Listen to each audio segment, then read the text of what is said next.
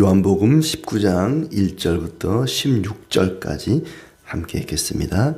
이에 빌라도가 예수를 데려다가 채찍질 하더라.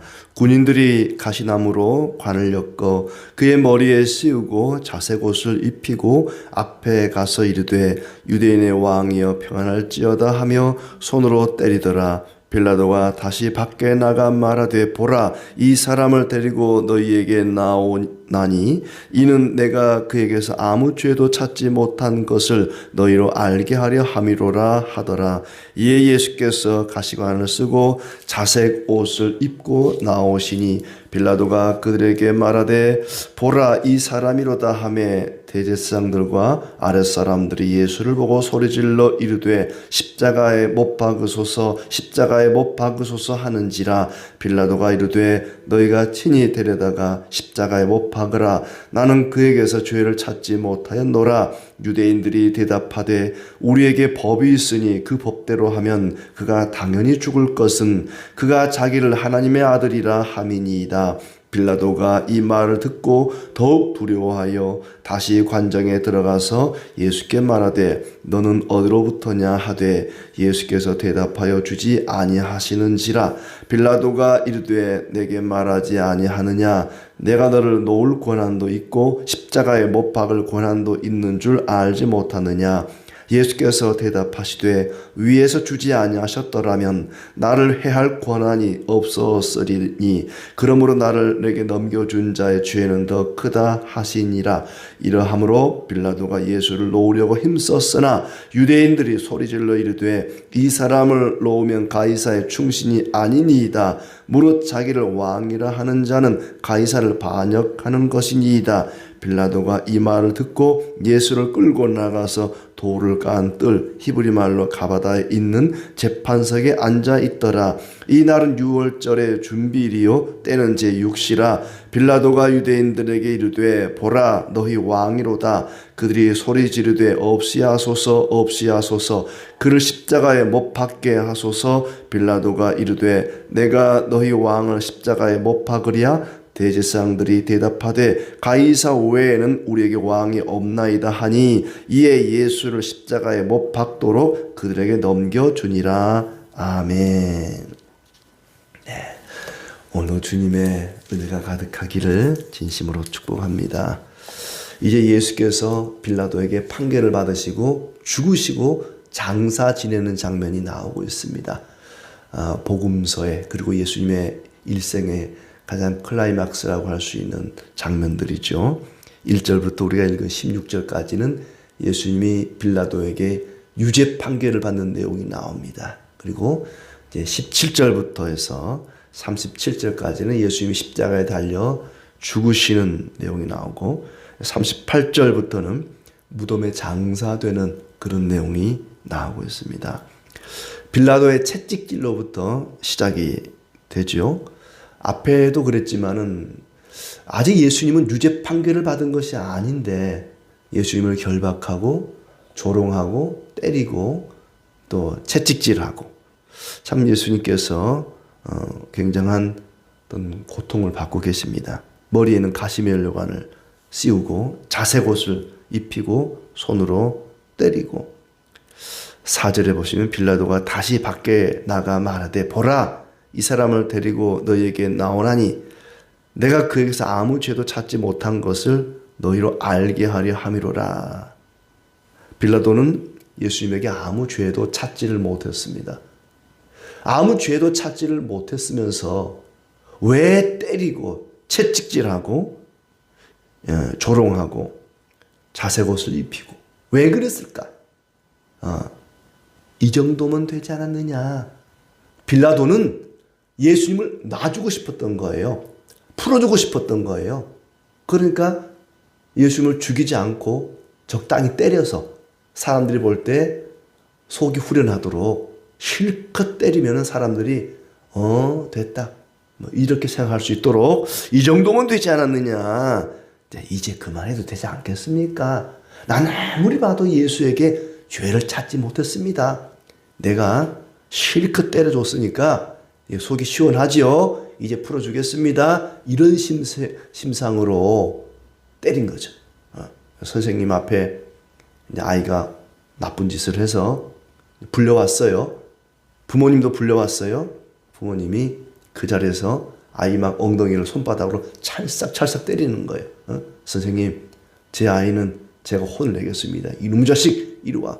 혼을 내면 선생님이 아이고 어머니 그러지 마세요. 아이고 그냥 데려가세요. 막 그럴까봐 빌라도가 지금 예수님을 막 채찍질하고 때리고 죽지 않도록, 죄가 없으니까 죄를 발견하지 못한 거예요. 자, 여러분 봤죠? 이 정도면 충분하겠죠? 자, 이제 풀어줍시다. 그런 마음으로 예수님을 채찍질한 것이죠.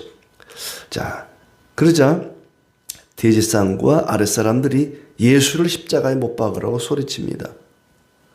그러면서 빌라도는 예수를 내주면서 죄를 찾지 못했다. 나는 죄를 찾지 못했다. 그렇지만은 놔주고 싶어도 유대인들이 반란을 일으킬까봐 유대인들이 무서워서 그냥 내어주죠.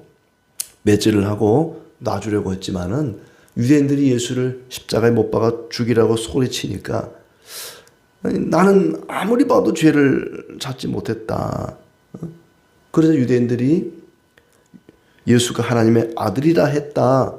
죽을 죄를 지은 것이라고 얘기합니다. 7절에 보니까는 로마법과 유대법이 달라서 지금 이런 문제가 생긴다고 얘기하는 거죠. 우리에게 법이 있으니 그 법대로 하면 그가 당연히 죽을 것은 그가 자기를 하나님의 아들이라 했습니다. 당신은 지금 로마법을 가지고 따지는데 우리에게도 법이 있습니다. 우리 유대인들의 법대로 하면은 이 예수는 돌에 맞아 죽어야 할 사람입니다. 죄인입니다. 그러니 유죄 판결을 하시오. 십자가에 못 박으시오. 라고 소리를 칩니다. 빌라도가 두려워서 다시 예수님께 묻습니다. 네가 어디서 왔느냐? 땅에서 왔느냐? 하늘에서 왔느냐? 사람이냐? 귀신이냐? 하는 질문을 지금 던지고 있습니다. 예수님은 아무 대답할 가치도 느끼지 못해서 침묵합니다. 그러자 빌라도가 예수를 놓을 권한도 있고 내가 당신을 놓을 권한도 있고 십자가에 못 박을 권한도 있다라고 말하자 위에서 주지 않으면 나를 해야 할 권한이 없으리라. 나를 너에게 넘겨준 자들의 죄가 더 크다라고 말씀하십니다. 빌라도는 끝까지 예수님을 놔주려고 무죄 방면하려고 애를 썼습니다마는 또다시 사람들은 예수를 놔주면 가이사의 충신이 아니다. 유대인들은 지금 아까 앞에서는 하나님의 아들이라고 했으니까 죄인이다 했는데 이번에는 이 사람이 반역죄를 지었다. 왕이라고 했다. 황제가 있는데 가이사가 있는데도 자기가 왕이라고 했으니까 예수는 반역죄를 짓는 것이다. 이런 반역자를 놔주면 당신은 가이사의 충신이 아니다.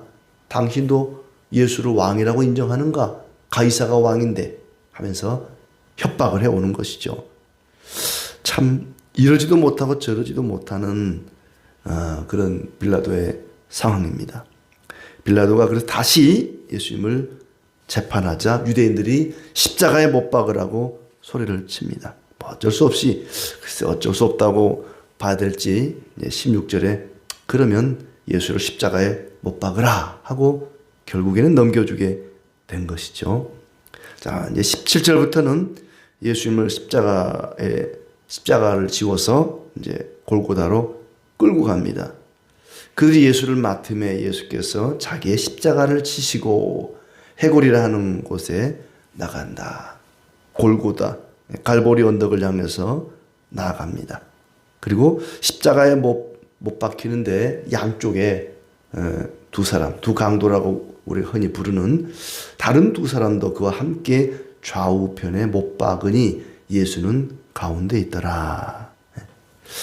그 위에 십자가 위에 죄패가 붙습니다. 나사렛 예수 유대인의 왕, 히브리 말, 로마어, 또 헬라어로 그렇게 기록이 되었다. 나사렛 예수 유대인의 왕, 유대인의 왕. 어쩌면 빌라도는 예수님이 유대인의 왕으로 보여진 거죠. 그랬더니 또 제사장들이 고치라 그러죠. 유대인의 왕이 무슨 유대인의 왕이냐? 이 사기꾼을 그러면서 고쳐 써라. 자칭 유대인의 왕, 앞에 자칭이라는 말을 붙이라는 거예요. 지 혼자 유대인의 왕이라고 떠든 사람이다. 이렇게 고쳐라. 옥신각신합니다.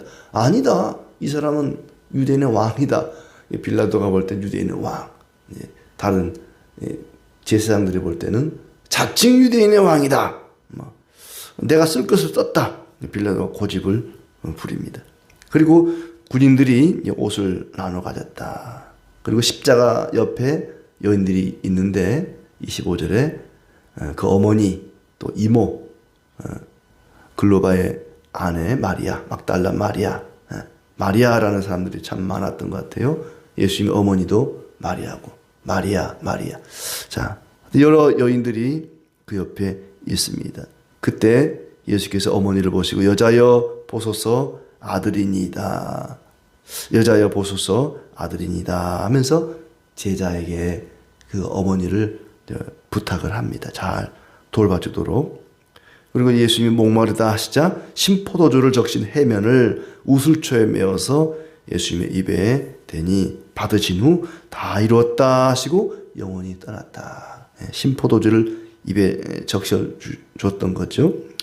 자, 그리고 이제 31절부터 유대인들이 빌라도에게 시체를 치워달라고 합니다. 이제 안식일이 다가오니까 안식일에는 이런 시체를 부정한 것을 매달아 놓을 수 없으니까 저 시체를 치워주시오 라고 했는데 치우려고 보니까 보통 십자가에 매달면 한 3, 4일은 간다는 거예요. 사람이 목숨이 끊어지지 않고.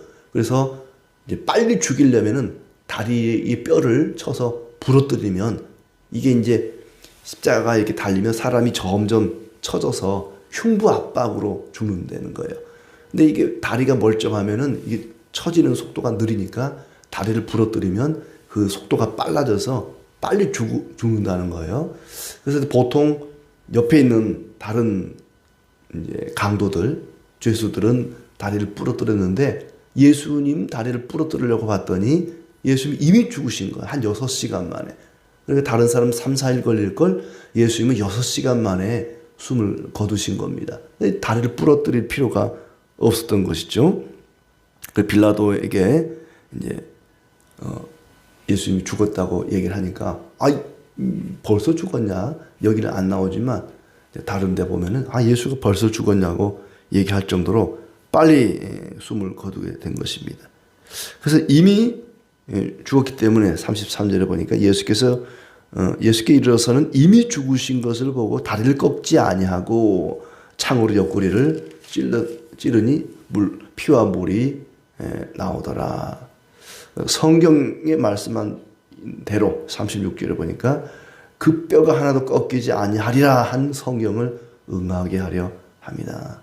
성경에 나온 대로 되었다는 것이죠. 그리고 이제 38절부터는 예수님을 장사 지내는데 아리마대 사람 요셉이 등장하죠. 그가 시체를 달라고 해서 빌라도의 허락을 받고 예수님의 시체를 가져갑니다. 그리고 모략에 침향을 섞은 그런 이제 방부 처리를 하는 거죠. 깨끗하게 예수님의 시체를 닦고 세마포로 싸고 장사를 지냈다. 자, 우리가 오늘 여기서 주목할 사람은 바로 빌라도입니다. 빌라도는 틀림없이 예수님에게 죄가 없다는 것을 알았습니다. 아무리 신문을 해보고 재판을 해봐도 예수에게는 죄가 없는데 적당히 때려서 그냥 풀어주고 싶은데 이 군중들의 그 함성이 너무 두렵단 말이죠. 그러니까 참 풀어줄 수도 없고 그렇다고 죽일 수도 없고 이러지도 못하고 저러지도 못하는 어떻게 해서든지 예수님을 살려보려고 애를 썼습니다. 그러니까 그곳에 모인 수많은 군중 가운데 유일하게 빌라도만 정상인 것 같아요. 빌라도만 제정신인 것 같아요. 다른 사람들은 다 뭔가에 홀린 듯이 예수를 죽이라. 십자가에 못 박으라.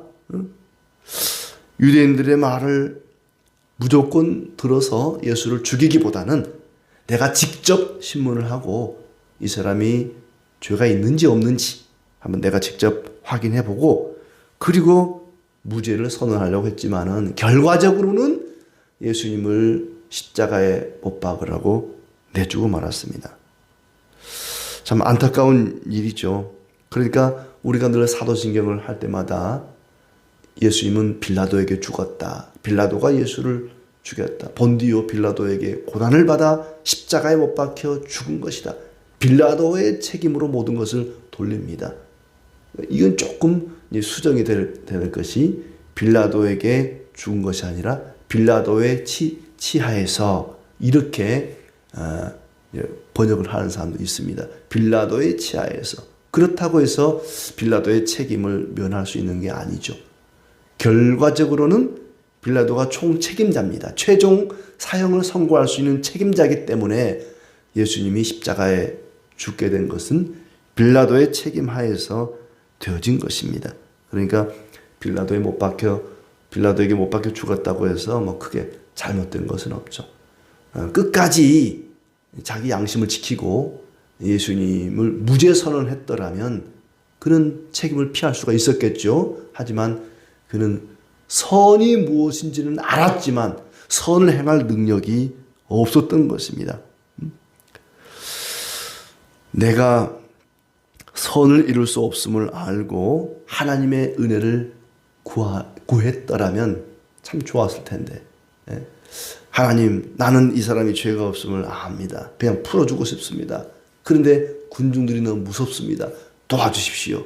어떻게 하면 좋겠습니까? 이런 사람이었더라면 책임을 면할 수 있었고 참 좋았을 텐데 빌라도는 거기까지는 가지를 못했습니다. 분명히 예수님이 죄가 없는 줄 알고 예수를 풀어주는 것이 선이다라는 것을 알았지만 군중들이 무서워서 그 선을 행할 능력이 자신에게는 없었던 것입니다. 바울은 로마 7장에서 이렇게 고백을 합니다.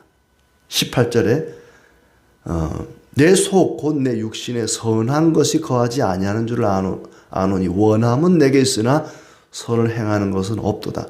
선을 행하기를 원하지만 내 속에 선을 행할 능력이 없다는 것입니다.